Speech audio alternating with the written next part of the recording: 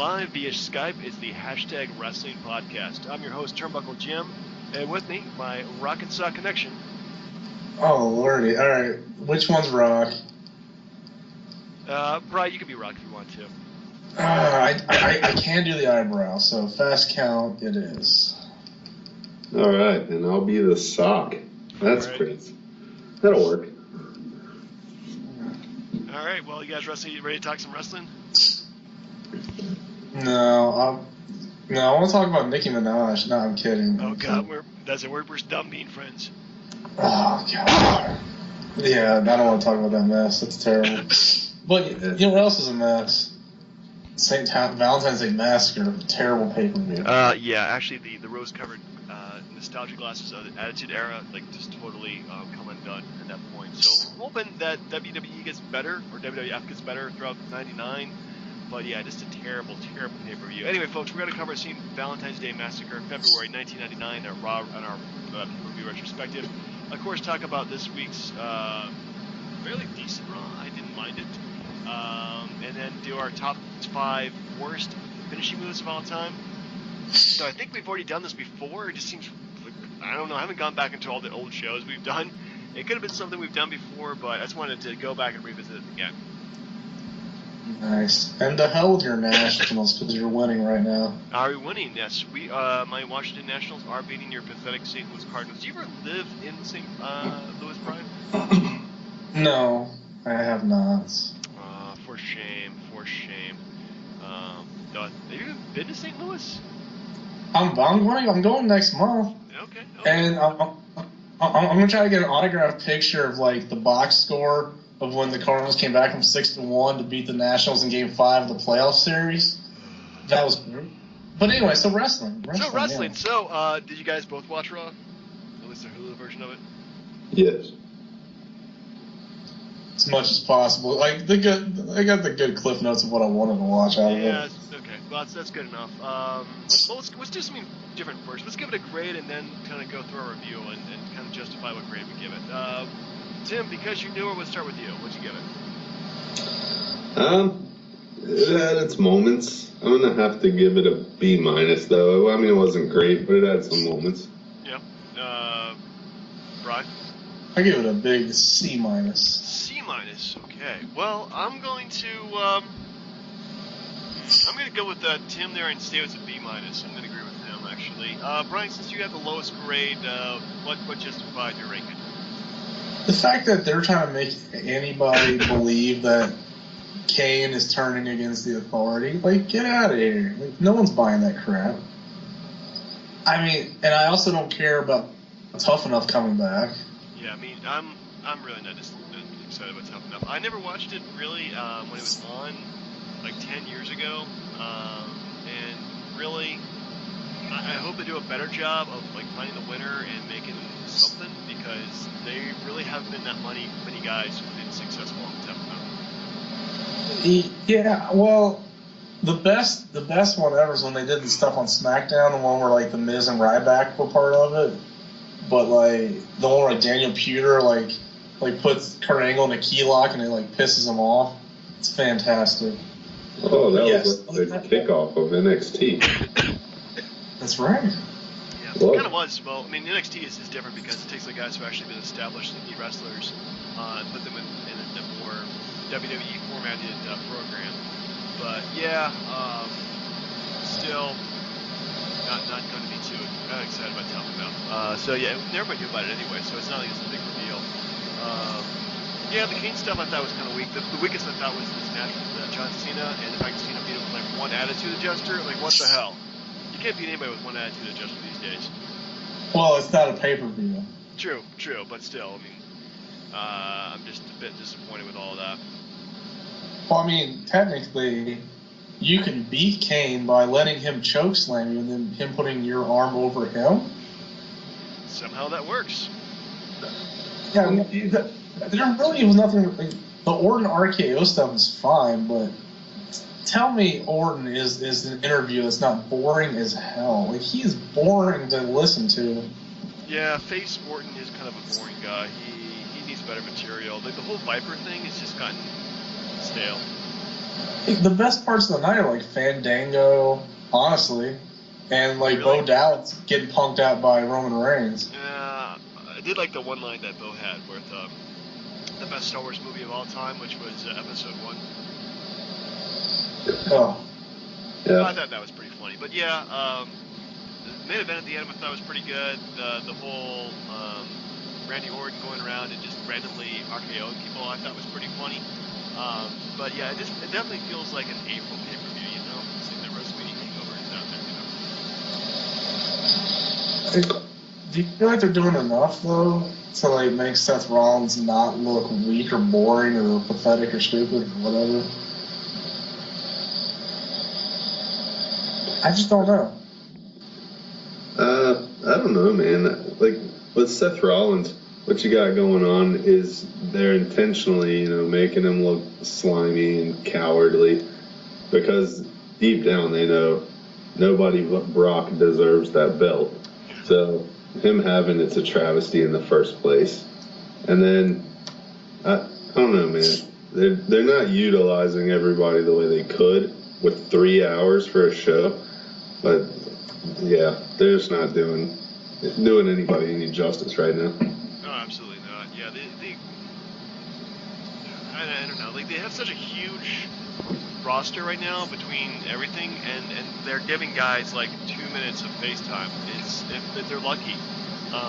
Yeah, it's kind of sad. I mean, they're doing a lot more job of building up everybody else. Dean Ambrose and Luke Harper, they're getting a match of pay-per-view, but there hasn't been that much build-up for it because they've been doing just like promos for crap we don't care about, and the whole stupid Miz and Mizdow feud has just been terrible this past month because they've been giving away a free TV and just really short, crappy matches when they should have saved it for the pay-per-view. And been using this time to build it up, but they have not. So yeah, it's been very. I don't know. It's just like they don't write for wrestling. They write for not even entertainment. They write for. I don't know, like what they're even writing anymore. No, definitely not. And do you guys agree? Like, I know it's a bit cheesy and a bit cliche, a bit from the 80s, but don't you guys miss the days of like Brother Love and the barber shop and the graveyard, the like cool little promos they used to cut? You used to go into like the Undertaker's realm, and it was just cool back then. Yeah, they haven't really done that in a while. I mean, maybe like Miz TV or something like that, or Takus Jericho, but yeah, it's just been It was what the highlight reel. Highlight reel. I forgot about that. Yeah. And the cutting edge. Can't forget the cutting edge. No, don't forget the cut. Oh, forget it. Yeah. What was the one like Carlito had one where he just spit apples at everybody? I'm trying to remember the name of that show. Yeah, he had something. Carlito's band.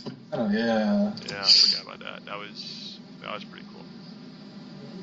Yeah, you sound less enthused as we keep listening to them. Like, what's next? Did Eartha Cat Miller have one? Nah.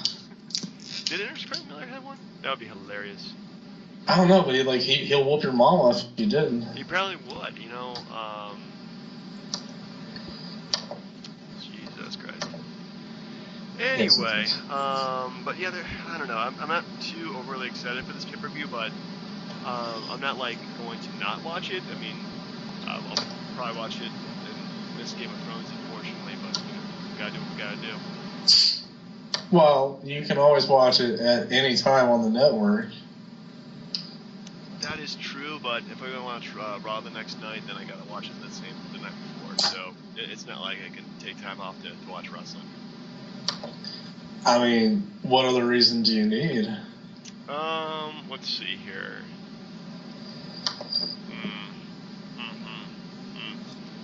Yeah, I don't know. Anyway, but yes, we'll be ready to. Should we go ahead and predict this pay-per-view in terms of who's going to win? I mean, do we have the full? Okay. You just reminded me of something. I apologize. So, what the hell is this crap? Okay, so I thought Tyson Kidd and Cesaro were bad guys. Yeah.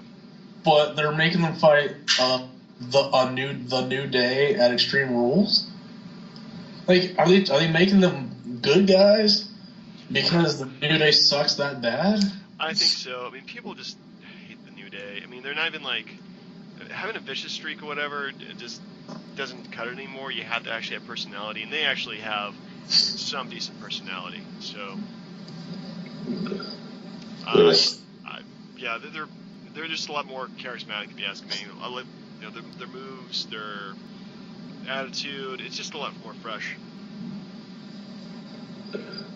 Yeah, I don't understand what they did with the New Day. It was like a cool gimmick. I was like, Kofi Kingston, Big E, that's pretty cool.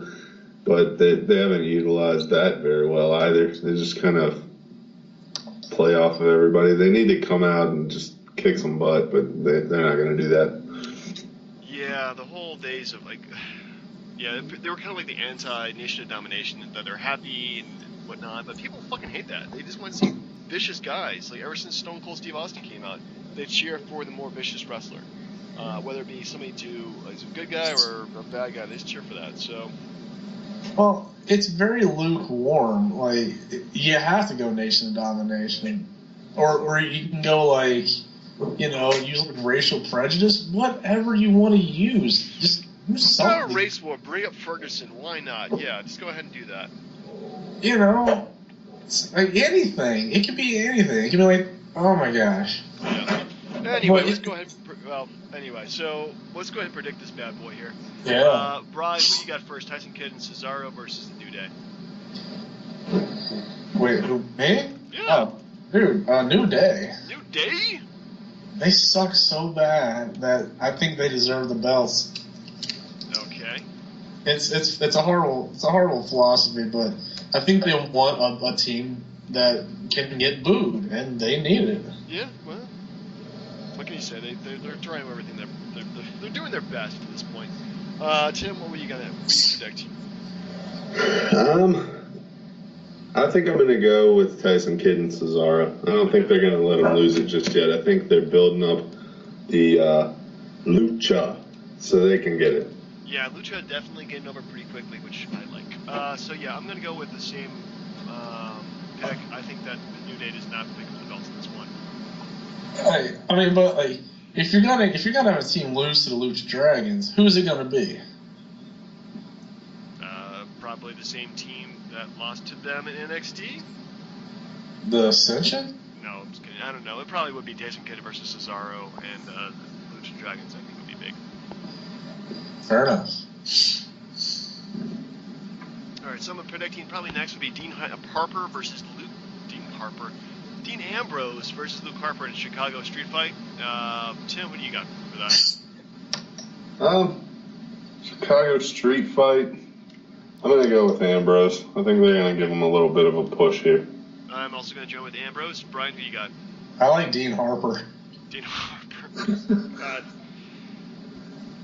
Is that their love child? Yeah, Dean Harper. You know, they should just pretty much like merge into one person because they already have the wife beaters going on. So. Okay, I do think Dean Ambrose is going to win, but I do have to ask, Tim, did you see the thing on Raw where Kane said that the Authority could have made El Torito and Dean Ambrose champion? Yeah, I did catch that little snippet. Do you think it was a dig? And I thought they referenced Dean Ambrose as a jobber, but Jim did not agree.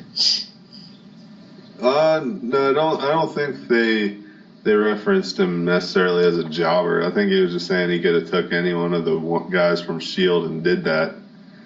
And El Torito, that was the dig. He was just saying, you know, if they wanted, they could make whoever they want champion. All right, fair enough. So that's exactly what my point was. So. Fully on me. But yeah, no, Dean Ambrose is going to win. And by that I mean Luke Harper's probably going to win. We're all going to look stupid. Yep. Well, at least we'll all go down together.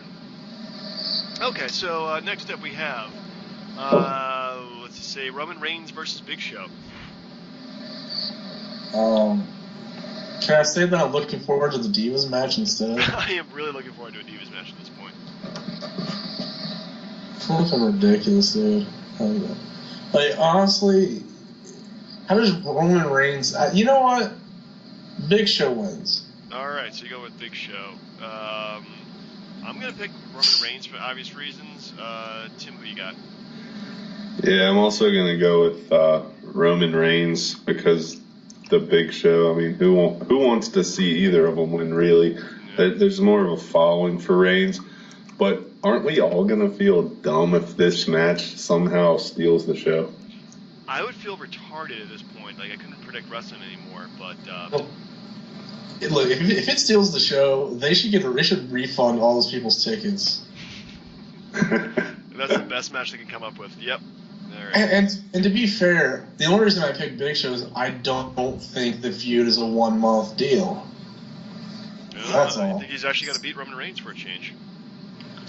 Possibly, and then you know what? Sink him further down the card, and then you'll forget his push ever happened. That could happen, like the Miz. Well. So anyway, next up we have Dolph Ziggler versus Sheamus. I'm gonna pick Sheamus for this one. Gonna kiss me arse message. Like, who wants to see that? Not me, but you know, what happens happens. That's McMahon when you need him. Oh, we're all going to be subjected to a mayonnaise-colored ass. Anyway, yeah, I'm going to go with Sheamus also. Sheamus, okay. Yeah, you gotta go Sheamus. It's too easy. He's being pushed too hard right now, not to say he's gonna lose. All right. So next up we have let's go with Daniel Bryan versus Bad News Barrett.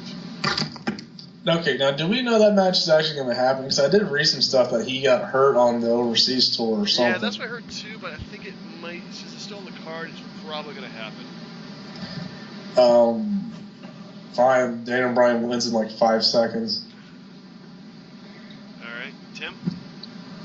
I'm going to go with Daniel Bryan because he had too big of a push, last year for somebody like Wade Barrett to take it from him right now. It's just not going to happen. All right, I'm going to go with the same pick, too. I think Daniel Bryan's going to win and hopefully stops wrestling like a maniac so he'll stay healthy for a while. Yeah. Indeed. All right, so next up we have, let's go with the Divas match. Nikki Bella versus Naomi somehow became the #1 contender. Nikki? Okay. Yeah, I'm going to have to go Nikki. I think Paige will play into that a little bit. Oh, man, yeah, this is such an easy pay-per-view to predict. It's almost kind of sad. I'm going to go with Nikki, too. Yeah, we're barely making deviations here. Like, me and Tim have picked the exact same stuff. We got to do something different. So, John Cena versus Rusev. Who wins the United States Championship in a Russian chain match? John Cena? Really? Like, what? Like, you don't do the whole crap that they did last month just to get the belt right back to Rusev. Yeah, they don't. This is such a predictable show. I'm thinking they probably do something that we don't expect, but this is really, really predictable. Tim? I'm going to deviate. I'm doing it. I'm going to go with Rusev. Wow.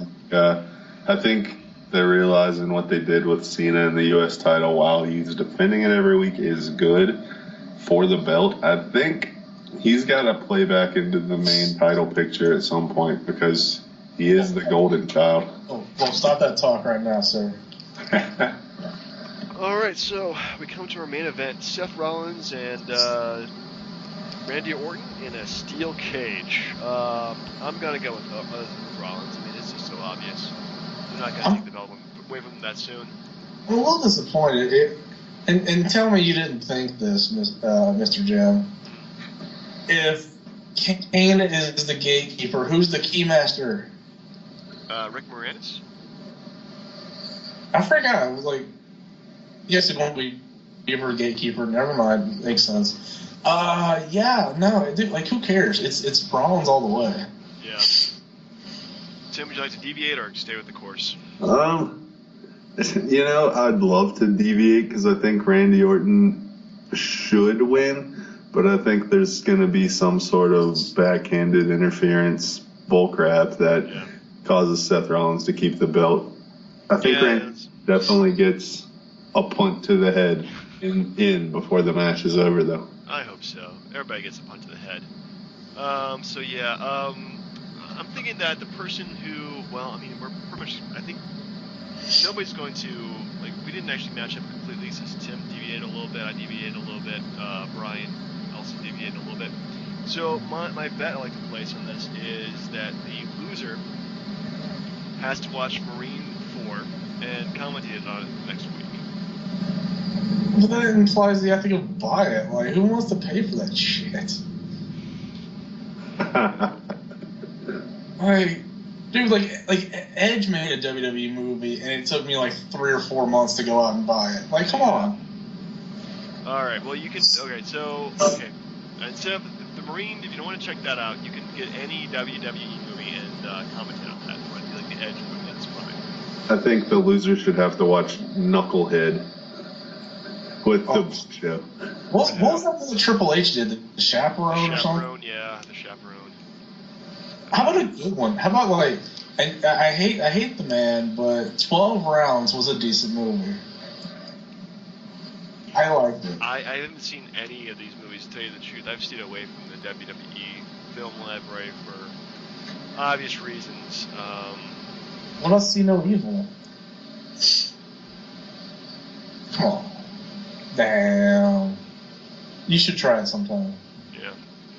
All right. Well, we'll come back to this next week, and we'll find an appropriate way of punishment for the person who predicts wrongly. I know what it is. Hogan and Warrior Halloween Havoc. Oh God, but we'll save that for a special time.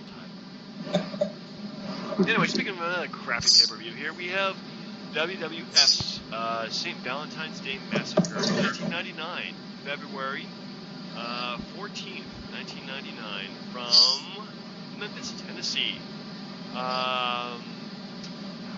You guys both watched this, right? Yeah, of course. Yeah, me too. This is a pile of garbage. But it's hot garbage, so let's run down the card. First up, we have Goldust defeating Blue Dust, a.k.a. the Blue Meanie. Brian, any thoughts on this match, so to speak? I kind of feel like Stardust was missing from this, but then again, he was probably like 8 or 9 at the time, so... Yeah, God, he probably was when that young. So, yeah, let's just skip the match. It's kind of crappy. Tim, what'd you think? Yeah, I think when the writers came up with that when we were kids, I think there was another dust involved. I think it was Angel Dust. Boom. Okay. Well, next we have what I thought was the match of the night. I love this match, and for all the wrong reasons. Bob Holly defeated Al Snow for the hardcore title. Well, what were the wrong reasons? Well, okay, first of all, it's outside the arena, so nobody's seeing this match live. Second of all, it's really bad camera work. It's just them by the banks of the Mississippi fighting it out. And for me, that's just a not dirty pleasure, but guilty pleasure seeing these hardcore matches where it's so badly done, but it's so good at the same time. Where it's like, we have a stick, we'll hit you with a stick. Well, I have some fence, I'll go ahead and ride you with the fence. I mean, I'll throw you in the Mississippi River when it's like 30 degrees out. I thought all that was just, I just loved it for all the wrong reasons. And, yeah. You know what I didn't notice until like now is like the Job Squad shirt where it said like "Pen me, pay me." Wait, what the hell? Probably like breaking kayfabe, right, or something? Yeah, that's the whole point. They're paid to lose. Yeah, I mean, the funniest part is when like Bob Holly's like running into the arena with the referee. Like I was waiting for like the freaking Olympic torch to come with him. That was the next year, man. Oh yeah, that's right. Yeah, it was pretty bad. Yeah, you gotta love the match for its just comedic value. Yeah, I totally agree with you there. I did like the one line that Al Snow had when he hit him with the phone since he hadn't touched somebody. Yeah. I mean, it's just, that is one thing about the hardcore matches had was like you could actually like banter with your opponents during the match, which is something that you really don't see like in a regular match in the ring. So Definitely gave it an added bonus. Hey, did anyone else notice like the freaking those stupid racing references? Like I guess he had just come back from being Sparkplug Holly or something retarded. Yeah, I think he stopped being Sparkplug Holly, so they started in there like, hey, remember this guy used to be this lame character? Now he's Bob Harley, and he's he's so much less lame. Well, they said he was from Talladega, so like they didn't drop it enough. Well, maybe he's from Talladega, Florida. Yeah, that's before he went to the Hardcore Holly, right? Like the worst porn name ever. Pretty close to it. My goodness, he looks completely different. Sparkplug Holly. Good grief. Oh, Main eventer, Bob Holly. Oh no, he was a super plate. Come on now. So next up we have probably the worst match of the night easily. Big Boss Man defeated Midian. Again, I don't want to talk about this match. It's just so bad. Well, what about the ending? Where like the entire corporation, the ministry whooped his ass. Yeah, that didn't make any sense. Like, when did the corporation come back and help his ass? So. You know what I didn't know was like, at what point did Edge and Christian join the ministry? I didn't know that ever happened. That was like December. I mean, everything like happened like really fast in terms of like the ministry coming together. So it was like one day Undertaker's being evil, the next day he actually has a whole like stable of guys. So. Hey. Yeah. Next up we have Owen Hart and Jeff Jarrett, the tag team champions, defeated Mark Henry and D'Lo Brown. Any thoughts about this match? Honestly, again, like I told you before, I feel like we're on a countdown to Over the Edge. Honestly, yeah. I can't watch it. It's hard. It's hard to do. Yeah, it was one of those that I found myself asking myself in the middle of a match, why am I sitting through this? And then Deborah flashes on the screen, and I'm like, oh, okay, that's nice. And then back to hot garbage. Yeah. It's horrible. I was just going to say, because Owen Hart and Jeff Hardy, Owen Hart, Jeff Hardy, D'Lo Brown, they're all good wrestlers, but, I couldn't care less about this match. Dude, just, like, so blasé. Dude, I'm a big fan of the sexual chocolate theme, though. That's so funny. Yeah. I kept his career alive for years. So next up we have a travesty of Well, actually, you know what? That's not travesty of justice. Val Venus with Ryan Shamrock, the very attractive Ryan Shamrock, defeated Ken Shamrock for the Intercontinental Championship. Oh. Yeah, I just finished watching that a couple minutes ago. I'm like, holy man. I forgot how good she looked. Like, if you look at her today, it's pretty niche. But back then, holy smokes. Yeah, she looked freaking great back then. Just phenomenal. I'm kind of surprised they didn't keep her around. Maybe she has got like a bitchy attitude or something like that, because she would have been really well received, I think, in like later years with the Divas and everything. So. Well, but was this like some weak ass attempt to like give Ken Shamrock a personality? Like, hey, your sister's a skank. Go beat up this guy. Yeah, I don't know. I'm glad that they finally gave Val Venus the Intercontinental Championship at this point, because he would have been, pretty much within the upper card. I mean, not the upper card, but building up since his debut in the summer of '98. It's kind of sad though. This is pretty much Ken Shamrock's like last chance for the belt, because I think he leaves soon after Mania. And the way he lost the belt too was not very, very good or very, honorable. But still, it's still a fun match. It's probably one of the better matches of the card. Agreed. Next up, we have the Corporation, team of Kane and China. Good grief, imagine seeing the four of those two together. Defeated the team of D-Generation X, Triple H, and X-Pac. Dude, it would only work if he had that little voice doing like. Oh man, that's so bad. Wasn't there actually like a storyline back in the day? I can't remember what year it was, where they said Kane's, burned off. Yeah, something like that. Kane burned off, came back, burned off again, came back again. I'm just kind of confused. Sleep with the dead chick. Still, not my favorite match of the night. Really, for being kind of an emotional match, it's just kind of boring. And yeah, the whole D-Generation X versus Corporation feud. It was okay, but it was no Nation of Domination versus DX. You can tell you that much. Well, I mean, look where it goes like a week or two later, or hell, even like WrestleMania. It's DX has been broken up more times than the NWO ever was. Yeah, that's true. This is like China's last time with DX too before she goes and does her own thing. So anyway, yeah, I don't know. It definitely felt like a February match. Like, put them in a tag team together and see what happens. Next up we have, probably easily the match of the night. Mankind versus Rock ended in a draw as they pretty much knocked each other the fuck out. Yeah. Double chair shot. I liked the ending. I mean, I thought it was pretty cool. Granted, this is like the fourth pay-per-view in a row we've seen them wrestle each other for the belt. And each time they've done a phenomenal job. So they have all their matches. This is probably not their best one. I think the best one probably was the one from the Rumble. Or actually, their empty arena match was pretty damn good too. But yeah, this is probably one of the better matches they came up with. Does anybody think? And honestly, I thought that they made Rock look weak going into WrestleMania because he kept losing the belt to Mankind. I'm like, if you're trying to build him up to Austin, at least make him look strong going into WrestleMania. Yeah, he never really successfully defended the title, did he? Not really, no. Is there a helicopter flying in for somebody? Yes, but don't worry about it. They're picking me up in a minute. Okay, good enough. We could probably hurl this podcast. I heard Sandman was trying to take an ambulance, so... We gotta chase him down, my god!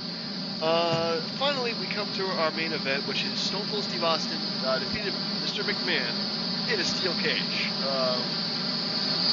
And also the field featured the debut of The Big Show, a.k.a. Paul White. Yeah. Makes Andre proud. He does make Andre proud, doesn't he? Throwing Stone Cold into the ring and ruining the match for McMahon. Yeah, like at the end, like it honestly seemed like a dig at WCW if you think about it, because he's involved in the main event, but he throws Austin in the cage and the cage gives and Austin wins. Yeah. You'd see Big Show standing there looking all tough and pissed off, and you see McMahon shaking his head, thinking that Big Show's a moron. So basically, like, this WCW guys screwed me over. Like, I honestly thought it was just a dig at WCW, honestly. Yeah, I can see that. I mean, think, Tim?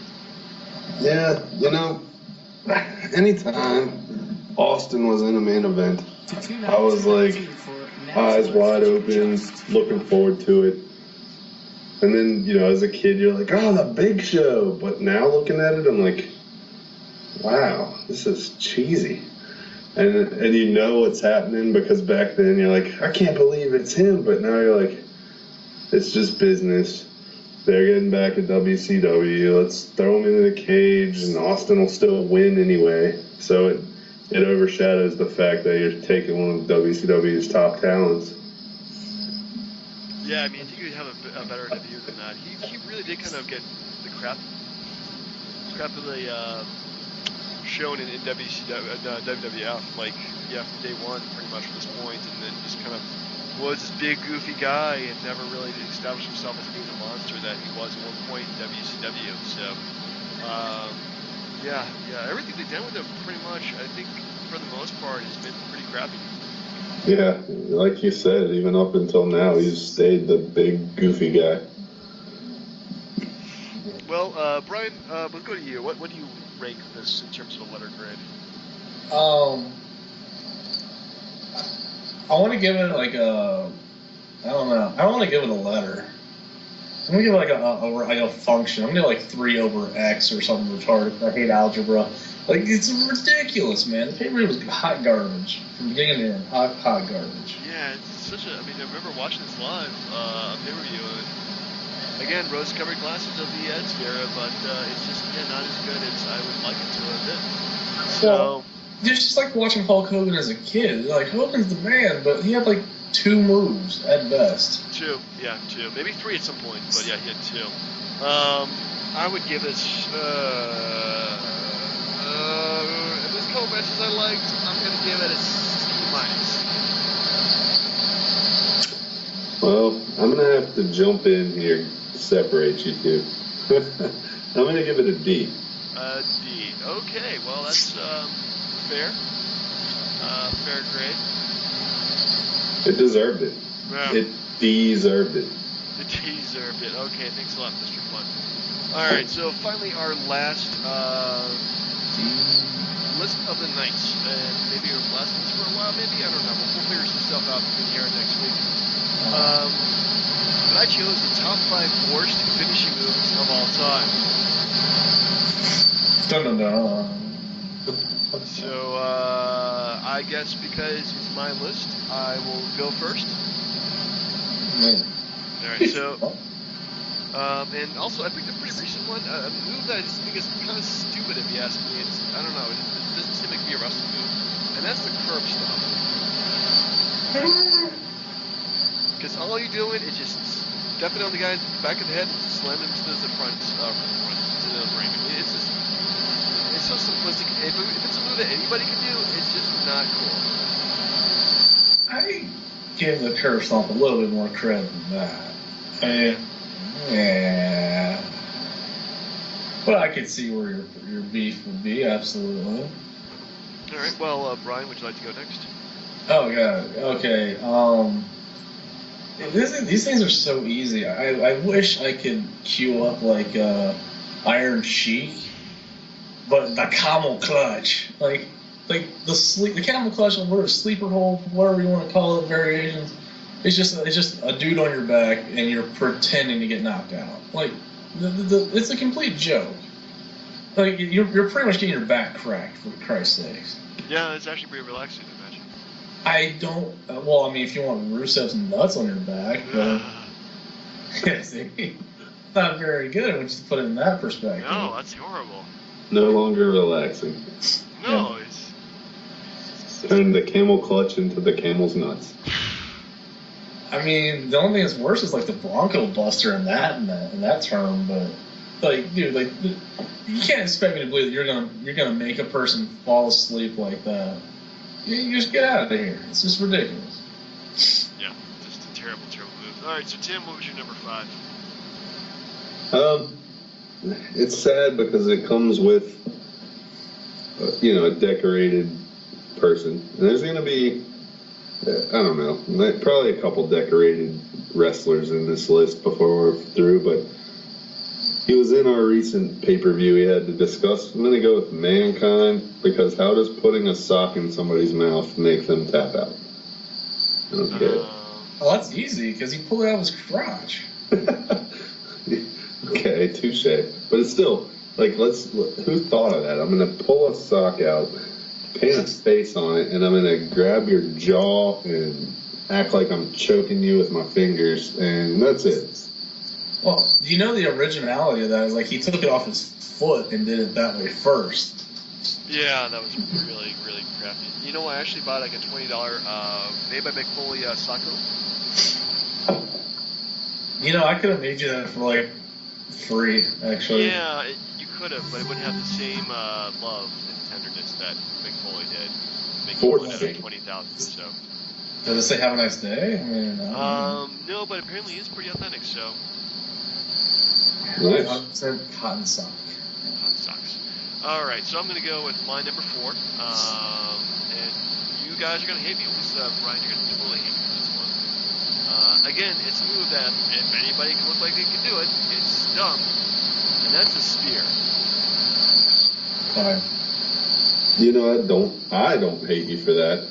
I mean, Goldberg made it look awesome, and then ever since then, everybody's jumped on the spear bandwagon. It's yeah, like 2 people could do the spear right. That was Goldberg, and that was Rhino. Everybody else just looks stupid doing it, whether or not you're Roman Reigns or Edge. the Big Show does it now. Yeah, I mean, come on. You're just shoulder tackling the guy to the mat. I mean, come on. How hard is that to do? Seriously, have you seen Roman Reigns in person? It's like tissue paper soft. It's ridiculous. You can kiss my ass about Edge. I swear to God. No, like, yeah, of course Goldberg made it look good. Like, yeah, that's good God, but like Rhino's was way more violent than Goldberg's was. Oh, Rhino's one was just disgusting. Yeah, he made it look dangerous. But I'll tell you who did the worst spear, like besides Gilbert, Christian. Christian did one, and it was like the worst thing I've ever seen in my life. Horrible.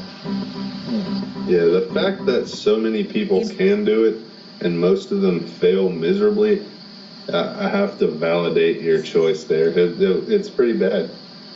I still think y'all can kiss my ass. Edge did a damn good job with it. I don't care what y'all say. No. Come on, you can't say it's worse than the executioner or the educator. Yeah, that was terrible. Not on my list, though. Number 4 is the fucking Booker T scissor kick. Yeah, okay, so you're going to kick a guy in the gut. He's imagining he's going to bend over and stay there for what seems like an eternity, just so you can bounce off the ropes and do a little flip with your freaking legs and kick him in the back of the head. Makes sense to me. Dumb move, and I never bought it. And then when he did the bookend, it was rip off the rock bottom, whatever, but the scissor kick was a complete joke. Well, didn't he start the bookend before WCW crumbled? Yeah, he did. So it was all fair game. Yeah, he was like WCW's token black guy. He did the Spinaroonie before that, too. But, you know, Spinaroonie was fun. But the scissor kick was terrible. Scissor kick was terrible, yeah. I gotta admit that. Tim, you're number 4. Alright, I don't know what my obsession is with guys putting socks or weird things on their hands, but I'm gonna go with the Santino Cobra Strike. That's pretty stupid. God. Yes, that is such a stupid fucking move. Oh, but it was funny. Oh. Alright, never mind. No. Are you not thinking the Royal Rumble when, like, the Cobra fought against Sacco? You remember that? No, it sounds retarded. It was, but I'm sorry. No, go ahead, please. Yeah, it was just bad, man. Cobra, then he hits his elbow, like twists his wrist around, does something stupid with his hand, and then he just chops him in the shoulder. That's gonna put me out for the 1, 2, 3. Tell me what. Yeah, it's more dangerous than El Torito, though. I agree with that. All right, well, I'm gonna go with my number 3, and that is Slim Jim. Yeah. The what? Did we lose them? Nope, I'm here. Sorry, just had you on mute there for a second, just playing with it, make sure you're paying attention. And I know my mute button works. All right, so I'm gonna go with another lame ass move. Whether or not it's from hell or from England, it's got to be the clothesline. Oh, no, come on. No, that's not nice. If you can pull this move off in the middle of a match and win it, I mean, come on, it's freaking lame. So I'm definitely going with that one. But there's different ways that it's done. Like when Warrior did it, it was those short clotheslines and it looked retarded. But like when Bradshaw did it, he knocked your freaking head off. Well, why does he do that all the time? I mean, come on. That's no different than Cena on the fireman's carry, which is, I'm sure somebody's going to use it, but Bradshaw made it look good, I thought. Big fan.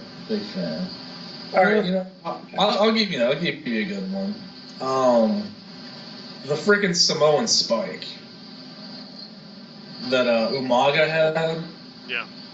It's like I'm gonna rear back with my thumb extended, and I'm gonna hit you in the face, and it's gonna knock you out. Dumb. Yeah. Absolutely. Umaga was pretty stupid, but yeah, that's me. So. But he was a good wrestler. Just his finisher was stupid. And his manager, and the fact that he couldn't talk. Well, yeah, but you get the drift. Samoan Spike was terrible. Alright, well, then that forces me to go with another Samoan. And he was also on the jobbers list. I'm going to go with the Tongan Death Grip. Ooh, interesting move. It was dumb. Like, put your fingers on their throat and hold them down. Yeah, it was bad. Yeah, that's not the best thing ever. Yeah, just lame. So next up, I'm gonna go with another just like stupid easy move. Well, it looks stupid easy move. As much as I love NXT's Sami Zayn or Daniel Bryan doing this kind of maneuver, but any kind of kick or knee to the face, it's just, I don't know. Again, you could have done this any time, so why do it now? The end of the match, it's lame. Ouch. I thought Daniel Bryan did a good job with it. I mean, he does the best with it, but I just think it's kind of a weak move, if you ask me. Yeah. Yeah. And this, oh, sorry. Go ahead. No, man. I was just gonna say, like, does it seem like with today's new age of people, you have some that are like uber creative with everything they do, like a Neville, and then you've got guys like, I have a brain cramp when it comes to figuring out my finishing move. No creativity whatsoever. I'm just gonna hit him with my knee. That sounds like a great idea. Yeah. Yeah.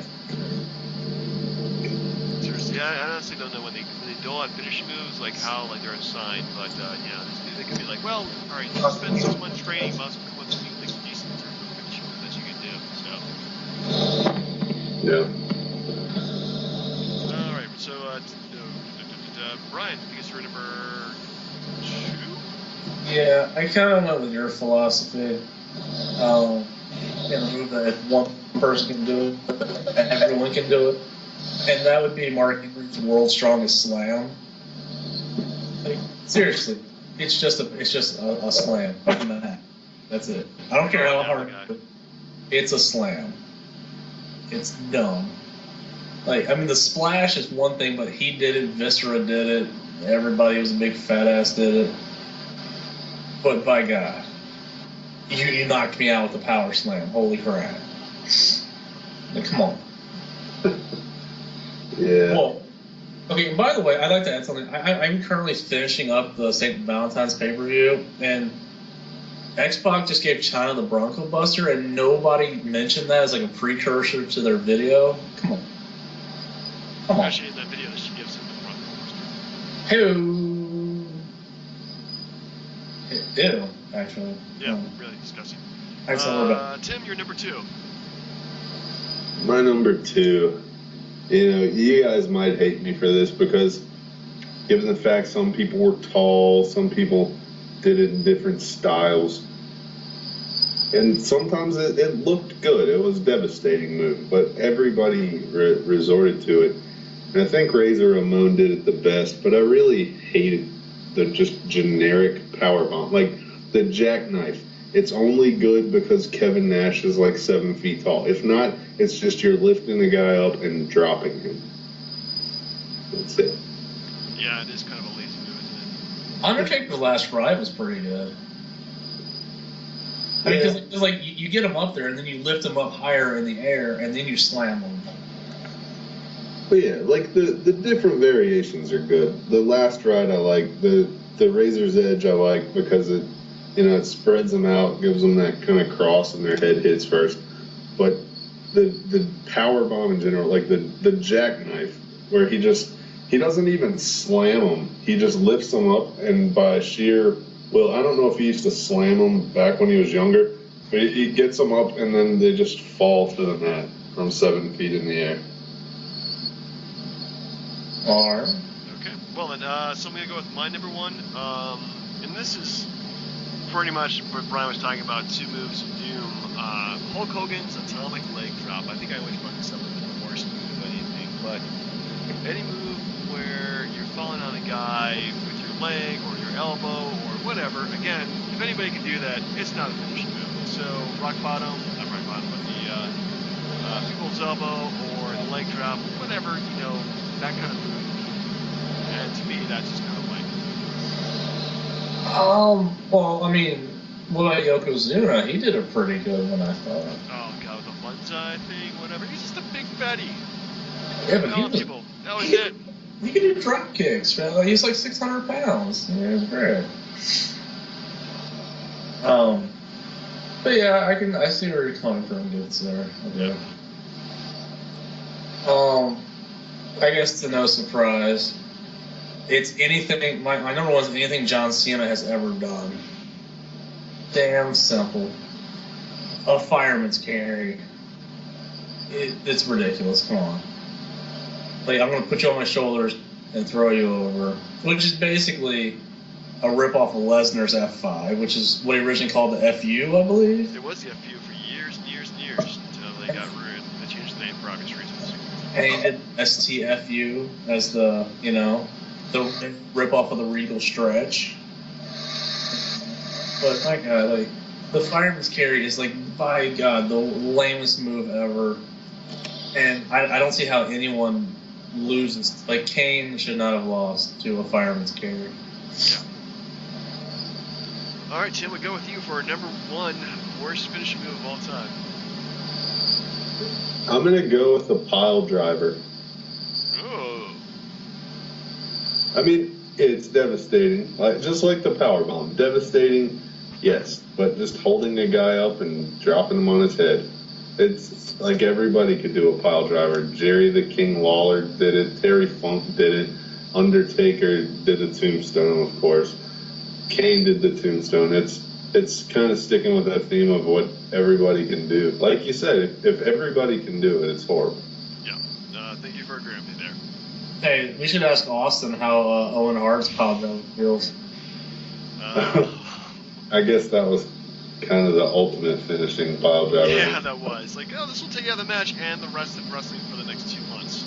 Just another reason why it's horrible, because you know what? If he hadn't done that, who knows? Austin may still be wrestling right now. And think of it this way. Without the pile driver, Coco Beware would have sung, like, Hogan's leg drop. Like, come on. Something ridiculous. Like, so not only is it a bad move, but it's a bad song. Yeah, no argument here. Anyway, so for next week, you guys want to do another top 5 list, or should we keep it a surprise? Do a competitive debate? I like that since there's an extra person, I wanted to go back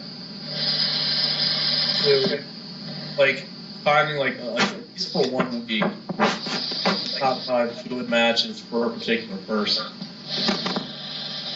I'm sorry, I didn't get that. I get some interference from something. No. But basically, I thought at least for 1 week we could go back, since we have another person, and give out wrestlers and do top 5 of that person for just 1 week. Oh, okay. So each person will have a wrestler will do the top 5 match for each one of them? That is correct, sir. Okay. Since it's my choice, I'd like to give you and Tim yours, if that's okay. Sure, why not? And since Tim is new, you can pick mine if you'd like. Okay. Super. This is very, very, very easy. This is for you, Jim. Shane McMahon. Didn't I already do Shane McMahon, or I did that Kane? You did Kane. I did Kane, and every one of the matches are going to cross over. Yeah, that's going to be pretty freaking easy, considering that he didn't have too many matches. But when he did them, they were damn good. I think he only had 5. I'm pretty sure he did more than 5, but it wasn't too many. Yeah. Oh, fair. Okay, then you can conclude his Mean Street Posse stuff. Okay, good enough for me. Alright, so, and Tim, I'm going to give you Raven. Raven? Yes. Alright, I can work with that. Yeah. Alright, well then we have our show for next week, and then we're finally doing WrestleMania 15. Well, I don't have my wrestler yet. Oh, right. So, who you picking? Am I picking yours? Yeah, if you're picking his. Alright. Top 5. I'm gonna go back to the old school a little bit. I'm gonna give you Brutus the Barber Beefcake. Oh. Why don't you just kill me instead? That's the point, right? It'd have to be too easy. God, I was trying to be nice with Raven. I should have given you, like, Glacier or something. Jesus. Oh, man. God. Alright, so we have our wrestlers. We're going to really enjoy this next week. And so we're going to go ahead and watch WrestleMania 15. Yay? I think we can do our best. We still have Extreme Rules as well. You're right, we do have our Extreme Rules to go over. So we'll skip wrestling and let's go just do Extreme Rules instead. Alright, okay. Well, folks, this is Turnbuckle Jen signing off for the #Wrestling Podcast. Fast count, Brian. Have a great day. This is Titantron, and we'll see you on the big screen. Later, Probably folks. not, though.